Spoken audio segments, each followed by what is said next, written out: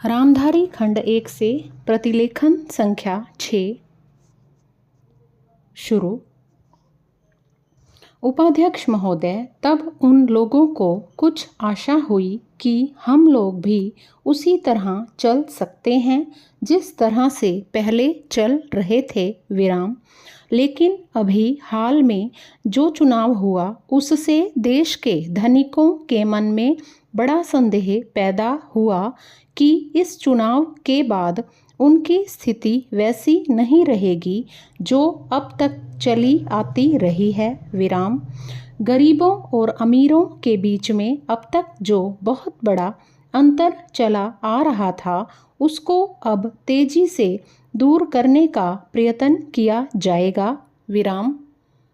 श्रीमान, मैं आपका बहुत ही आभारी हूँ जो आपने सदन में चालू वर्ष के बजट पर अपने विचार प्रकट करने का अवसर दिया है विराम। मैं इस बजट का समर्थन करना चाहता हूँ विराम। पैरा।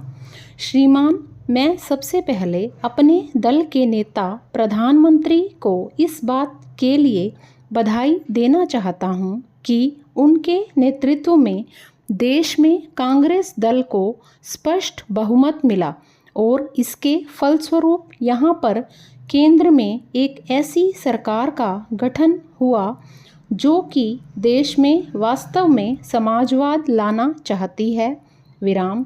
मैं वित्त मंत्री जी को इस बात के लिए बधाई देना चाहता हूँ कि लोकसभा के मध्यावधि चुनाव में जनता द्वारा कांग्रेस दल को जो आदेश दिया गया था उन्हें स्मरण में और वह तन मन धन से उसका पालन करना चाहते हैं विराम।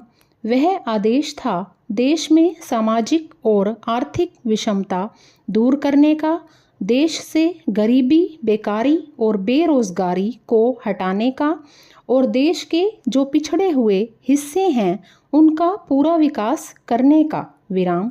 साथ ही साथ इस बात का भी आदेश था कि देश के अंदर इस प्रकार की सामाजिक और आर्थिक व्यवस्था पैदा की जाए जिसके अंतर्गत जनता शोषण से मुक्त हो सके विराम। श्रीमान, यह ठीक है कि देश में कृषि के क्षेत्र में उत्पादन में वृद्धि हुई है विराम, परंतु इसके साथ ही साथ यह भी दृष्टि में रखना चाहिए कि लागत में भी पूरी वृद्धि हुई है विराम। इसके लिए आवश्यक है कि सिंचाई के साधन बढ़ाए जाएं और अधिक उन्नत बीजों का प्रयोग किया जाए विराम। आज कृषकों को कृषि के यंत्र मिलने में बहुत कठिनाई हो रही है। जैसे छोटे छोटे ट्रैक्टरों का देश में बड़ा अभाव है विराम। उनके बनाने के लिए शीघ्र नए कारखाने खोले जाएं जिससे कृषकों को जल्द से जल्द ट्रैक्टर मिल सकें विराम। देश तभी प्रगति करेगा, हमारा ऐसा विश्वास है विराम।